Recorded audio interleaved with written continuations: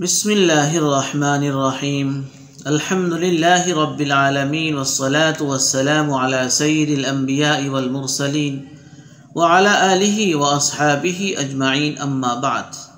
सुप्रिय दर्शक मंडली, प्रत्येक मानुष तार जीवनेर एकटी स्वप्न थाके और सकलेर इच्छा एवं आकांक्षा थाके सेई स्वप्नटी बास्तबायन करते, किन्तु किछु मानुषेर सेई स्वप्नटी बास्तबायन करते सक्षम हय, आबार बहु एमतो मानुष रयेछे जारा तार एई स्वप्नटी बास्तबायन करते सक्षम हय ना।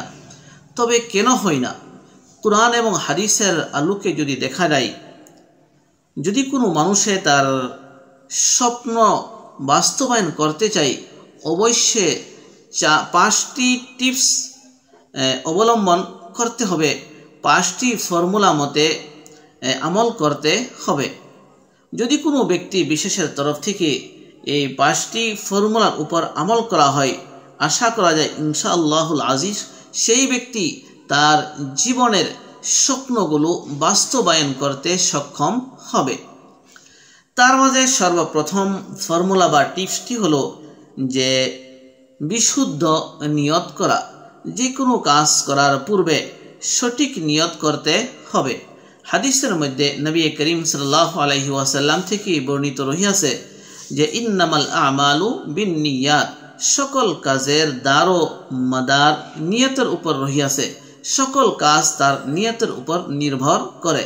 সেই জন্য যে কোনো কাজ করার পূর্বে আমাদের নিয়ত ঠিক করতে হবে।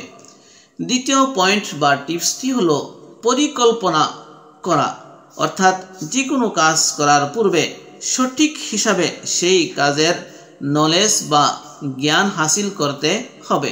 উদাহরণস্বরূপ, যদি কোনো ব্যক্তি বিশেষের তরফ থেকে কোনো ব্যবসা আরম্ভ করার ইচ্ছা হয়, তাহলে ব্যবসা শুরু করার পূর্বে সেই ব্যবসার বিষয়ে পূর্ণাঙ্গ জ্ঞান হাসিল করতে হবে এবং কিভাবে ব্যবসা করা হবে নলেজ তথা জ্ঞানটুকু হাসিল করতে হবে।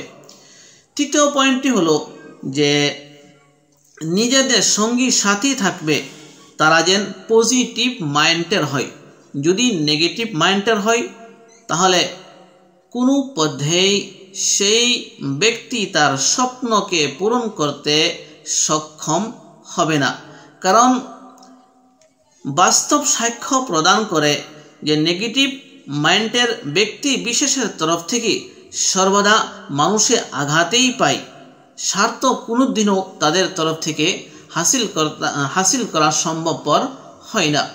সেই জন্য কবি বলেন, সুহবতে সালেহ তোরা সালেহ কুনত, সুহবতে তালেহ তোরা তালেহ কুনত, সৎসঙ্গ সর্ববাস, অসৎসঙ্গ সর্বনাশ।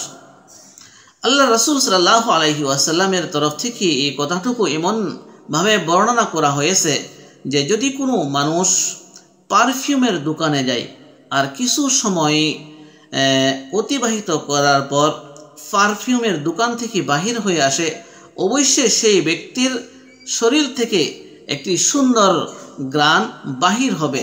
আবার যদি সেই ব্যক্তি লোহার বা কামারের দোকানে কিছু সময় থাকে আর তারপর সেই দোকান থেকে বাহির হয়ে আসে, সেই ব্যক্তির শরীর থেকে একটি দুর্গন্ধ বাহির হবে।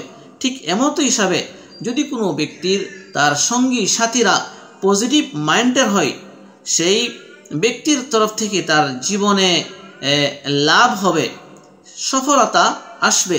কিন্তু যদি নেগেটিভ মাইন্ডের হয়, কখনো তার জীবনে সফলতা আসবে না।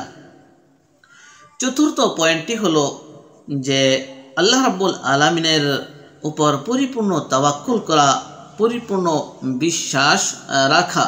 পবিত্র কোরআনে কারীমের মাঝে আল্লাহ রাব্বুল আলামিন বলেন, ওয়ামাই ইয়াতাওয়াক্কাল আলাল্লাহ ফাহুয়া হাসবু, অর্থাৎ যদি কোনো মানুষে আল্লাহ রাব্বুল আলামিনের উপর পরিপূর্ণ তাওয়াক্কুল রাখে, আল্লাহ রাব্বুল আলামিন সেই বান্দার জন্য যথেষ্ট।